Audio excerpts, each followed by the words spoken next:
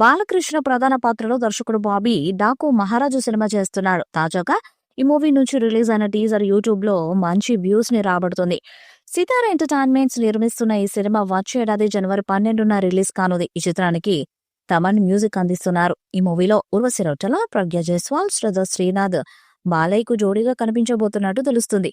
ఈ మూవీలో బాలీవుడ్ నటుడు బాబీ డియోల్ విలన్ పాత్రలో కనిపించబోతున్నారు. వరుస విజయాలతో ఫుల్ జోష్ లో ఉన్న బాలయ్య హీరోగా నటించిన మూవీ కావటం, ఇప్పటికే వాల్తీరు వీరయ్య లాంటి సూపర్ సక్సెస్ ను అందుకున్న బాబీ ఈ సినిమాకు దర్శకత్వాన్ని వాయిస్తూ ఉండటంతో మొదటి నుంచి కూడా ఈ సినిమాపై ప్రేక్షకుల నుంచి మంచి అంచనాలనే ఉన్నాయి.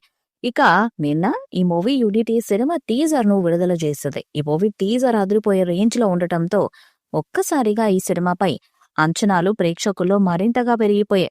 వరుస విజయాలతో ఫుల్ ఫామ్ లో ఉన్న సమయంలో బాలయ్య నటిస్తున్న సినిమా కావటంతో ఈ మూవీ కోసం ఆయన మొత్తంలో పారితోషికాన్ని తీసుకుంటున్నట్లు తెలుస్తుంది.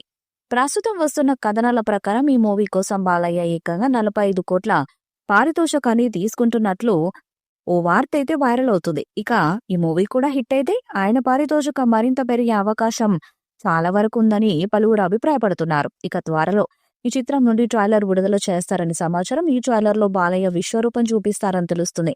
జనవరి మొదటి వారంలో ప్రీ రిలీజ్ ఈవెంట్ కి ప్లాన్ చేస్తున్నారు. ఈ సమయంలోనే ట్రైలర్ కూడా విడుదల చేయడానికి సన్నాహాలు చేస్తున్నారు. అఖండ చిత్రంతో మొదలైన ఆయన బాక్స్ ఆఫీస్ జైత్రయాత్ర, వీరసింహారెడ్డి, భగవంత్ కేసరి చిత్రాలతో కొనసాగింది.